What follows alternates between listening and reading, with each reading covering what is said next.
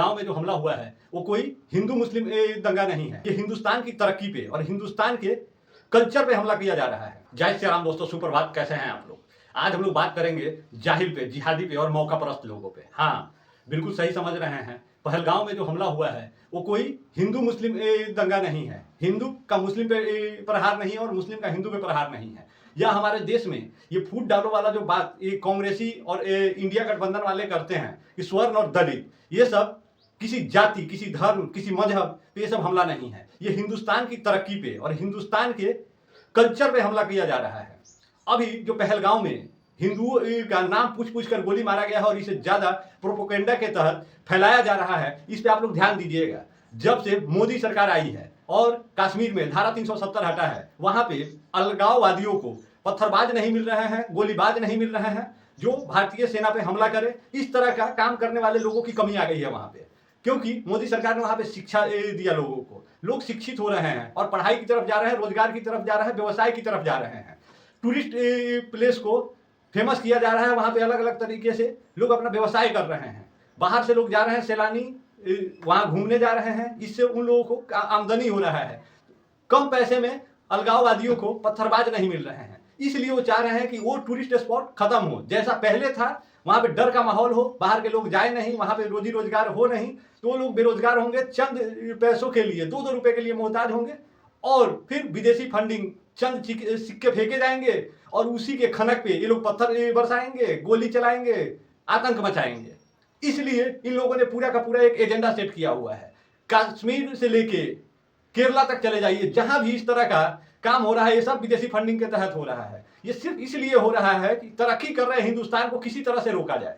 हिंदुस्तान में हिंदू स्वर्ण दलित के नाम पे लड़े, हिंदू मुसलमान के नाम पे लड़े, हिंदू ईसाई के नाम पे लड़े, हिंदू क्रिश्चियन के नाम पे लड़े। ये लोग जब तक लड़ते रहेंगे, गृह युद्ध की स्थिति बनी रहेगी, देश तरक्की नहीं कर पाएगा, बाहरी ताकतों से लड़ नहीं पाएगा, अपना हक हिस्सा ले नहीं पाएगा।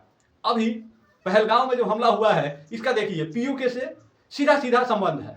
अगर भारत मजबूत रहेगा, इन सब चीजों में नहीं उलझा रहेगा, तो भारत पीओके पे चढ़ाई करेगा। उससे ज्यादा होगा चीन के एक्साइड, चीन जिसपे चीन ने कब्जा कर रखा है, उस पर बात होगी। लेकिन इन लोगों ने ये सारा केंद्र सिमटा के भारत में ही डाल दिया है कि आप लोग आपस में उलझे रहो, इसी सब मुद्दे पे बात करते रहो, आप लोग तरक्की की बात कर ही नहीं सकते हो। और हम सभी हिंदुस्तानी भाइयों से, चाहे वो हिंदू हो, मुसलमान हो, दलित हो, स्वर्ण हो, सभी से एक ही बात कहना चाहते हैं, इन लोगों के मौका परस्ती में आप लोग आपसी भाईचारा खत्म ना करें। ये गौर करने वाला बात है। कल हम रवीश कुमार का एक रिपोर्ट देख रहे थे, जिसमें रवीश कुमार ने बताया कि पहलगाम में जो हमला हुआ है वो हिंदू नाम पूछ के हमला हुआ है। लेकिन उसने ये नहीं बताया कि टूरिस्ट स्पॉट पे हमला इसलिए किया गया है ताकि टूरिस्ट वहां आए नहीं, टूरिस्ट वहां जाएंगे नहीं तो उन लोगों का कमाई होगा नहीं। अगर कमाई नहीं होगा तो पैसे की तंगी वो लोग कैसे दूर करेंगे? उसके लिए अलगाववादियों से वो लोग कुछ पैसे लेंगे, आतंक मचाएंगे। इस सब चीज की कमी आ रही है। तो रवीश कुमार के रिपोर्ट के बाद ही हमारा दिमाग खुला कि हाँ, इस मुद्दे पे बात आ सकता है, क्योंकि रवीश कुमार विदेश में बैठा विदेशी फंडिंग से वो जितना भी उसका रिपोर्ट होता है, आप लोग गौर कीजिएगा, वो सिर्फ हिंदुस्तान तोड़ने वाला बात करता है। यहाँ पे उसने देखा हिंदू मुसलमान हो रहा है, लेकिन उसने बीच में नमक का तड़का मार दिया। अभी देखिए, एक पकड़ा गया था झारखंड में, बैठा हुआ है, यहाँ से उसने कह दिया पाकिस्तान को, और वहां के कौन सा आतंकी संगठन था, TRF ऐसे ही कुछ था, उसको उसने कांग्रेस कर दिया कि हाँ तुमने बहुत अच्छा किया है, हिंदुओं को गोली मार के कांग्रेस बोल दिया उसको। लेकिन प्रशासन और IB इतना तेज थी उसे पकड़कर उसका पिछवाड़ा सुझाकर और उसको अंदर कर दिया है।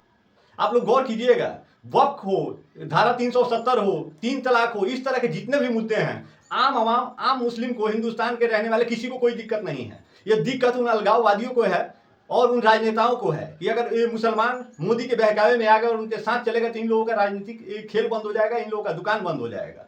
फिर ये लोग नफरत फैलाएंगे कैसे और ये सब काम करेंगे कैसे? अभी सोचिए, राहुल गांधी को हिंदुओं को तोड़ना है, उनके बाप ने देश को तोड़ा और ये हिंदू को तोड़ेंगे जाति के नाम पे, क्योंकि इन्हें डर है ये लोग एक हो गए तो फिर इनकी दुकान कौन चलाएगा।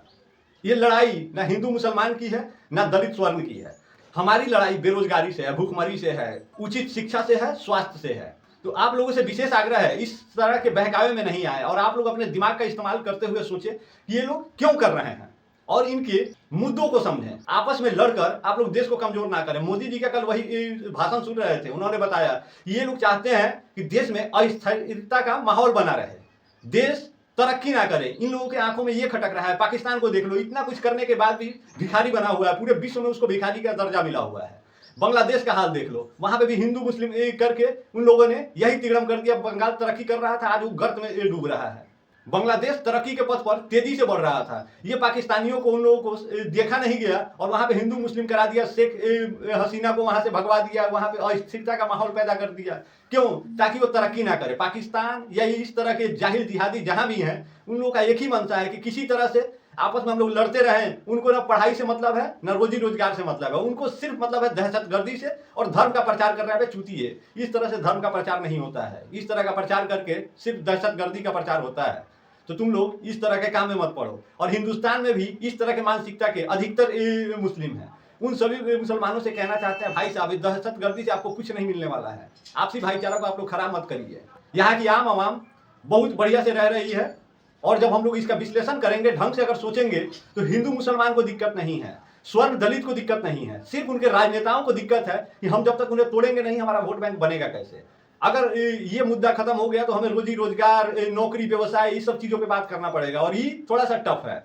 इसलिए आप लोग गौर कीजिए, कुछ ऐसी पार्टियां हैं और कुछ ऐसे नेता हैं जिनका सिर्फ मुद्दा यही रहता है। उन्हें हिंदू मुसलमान करना है, दलित स्वर्ण करना है, ऊंच नीच करना है, दक्षिण पश्चिम करना है, पूरब दक्षिण उत्तर करना है, यही सब करना है। हर तरह से divide and rule, divide and rule. तो आप लोग इस सब चीजों पे गौर कीजिए। और हमारा विशेष मकसद सिर्फ इतना ही बताना था कि ये हमला हिंदुस्तान पे है, हिंदुस्तान की आर्थिक आमदनी पे है। आर्थिक रूप से हिंदुस्तान मजबूत हो रहा है, इसलिए उसे कमजोर करने के लिए सब षड्यंत्र रचे जा रहे हैं। बाकी उन्हें ना मुसलमानों का हिस्सा चाहिए, ना हक चाहिए, और ना मुसलमानों के हितैषी हैं, ना राहुल गांधी दलितों के हितैषी हैं। ये लोग हितैषी नहीं है। हितैषी लोग कभी ये नहीं कहेगा कि हाँ तुम उनसे लड़ जाओ और आपस में जब तक तुम लड़ते रहोगे तुम्हारा फायदा होता रहेगा, हम जब तक लड़ते रहेंगे सामने वाले का फायदा होता रहेगा। मतलब बात हमारा आगे पीछे हो सकता है, लेकिन हमारा मुद्दा और मकसद आप लोग बिल्कुल बखूबी समझ रहे हैं कि हम कहना क्या चाह रहे थे। तो अगर अच्छा लगा हो तो इसको शेयर करते जाइएगा और आपसी सौहार्द, आपसी भाईचारा बिल्कुल बनाए रखें। धर्म अपनी जगह है, कर्म अपनी जगह है, देश अपनी जगह है, और स्वर्ण दलित ऊंच नीच ये सब अपनी जगह है। इस सब चीजों को एक साथ मिक्स करके और आपस में तनाव की स्थिति पैदा मत कीजिए। अभी वक्फ संशोधन बिल पास होने से किस मुसलमान को दिक्कत है? किसी को दिक्कत नहीं है। उनके राजनेताओं को दिक्कत है जिन्होंने कई कई एकड़ जमीनें कब्जा कर रखी है और वहां के आमदनी से वो चुनाव लड़ रहे हैं और यहाँ पे आतंक जैसी स्थिति मचाए हुए हैं, फैलाए हुए हैं। उन लोगों को दिक्कत है। आम आवाम को कहीं से कोई दिक्कत नहीं है। कोई भी सरकार आम आवाम के खिलाफ नहीं होती है। वक्त की अवैध संपत्तियों पे अगर सरकार का कब्जा हो जाता है तो किसका भला होगा? गरीब लोगों का ही भला होगा। वहां पे अगर फैक्ट्रियां ही बनती है तो उसमें रोजगार करने के अदानी अंबानी के लड़के आएंगे। अरे भाई साहब, आप ही के बच्चे जाएंगे। इसलिए आप लोग इतना टेंशन में नहीं आइए और इन अलगाववादियों के झांसे में आके आपस में लड़ने का कोशिश मत कीजिए। ना हिंदू मुसलमान कीजिए, ना स्वर्ण दलित कीजिए। यहाँ के कई ऐसे मुसलमान हैं जिन्हें बड़ी चिंता होती है। वो कहते हैं, भाई साहब, आप स्वर्ण की बात तो करते हैं, आप पाकिस्तान की बात करते हैं, लेकिन आप अपने ही देश में अपने दलित भाइयों का बात नहीं करते हैं। अरे क्यों नहीं करते हैं भाई? किस घर में मतभेद नहीं है? कहाँ लड़ाई झगड़े नहीं है? इसका क्या मतलब? हम अपने घर की बातें सड़क पे पहुंचाते हैं, मीडिया में उछाले हैं, तब जाके उन्हें न्याय मिलेगा। गजब का दोगलई है। तुम ये सब दलित प्रेम नहीं दिखाते हो। तुम्हें ये डर है कि हिंदू अगर एक हो गए तो हमारा राजनीतिक रोटी कौन सेकेगा, कैसे हमारा घर परिवार चलेगा। इसलिए तुम्हें दिक्कत है। तुम दलितों के हितैषी नहीं हो, तुम स्वर्ण के दुश्मन नहीं हो। जब जरूरत पड़ेगा तुम उन्हीं के तलवे चाटोगे और उन्हीं के अगल बगल में रहोगे। लेकिन तुम्हें सिर्फ फर्क पड़ता है और डर है हमारी एकता से। हम एक हो गए तो तुम्हारा काम धंधा बंद हो जाएगा। इसलिए तुम लोग बिल्कुल इसे मिशन मोड पे लेके और लगे हुए हो। और ऐसा नहीं है तुम फ्री में कर रहे हो, इसके लिए तुम्हें फंडिंग मिल रहा है, क्योंकि तुम जाहिल हो, जिहादी हो, अनपढ़ गंवार हो। पढ़े लिखे होते तो कहीं रोजी रोजगार के चक्कर में पड़ते, लेकिन तुम्हें सिर्फ मतलब है यहाँ पे लड़ाई झगड़ा करवाना है और इसके लिए विदेश से पैसा आ रहा है, क्योंकि तुम यहाँ कुछ कर नहीं पा रहे हो। तो चंद सिक्के के खनक के लिए तुम यहाँ पे आपसी दरार, आपसी भाईचारा खत्म करना चाहते हो। बाकी आप सभी से विशेष आग्रह है, हिंदू मुसलमान, स्वर्ण दलित, दक्षिण पश्चिम, ये सब करना बंद कीजिए और आपसी सौहार्द, आपसी भाईचारा को बनाए रखिए। एक रहिए, नेक रहिएगा। जब टुकड़ों में बढ़ जाइएगा तो अनेक हो जाइएगा। तब तक जय श्री राम।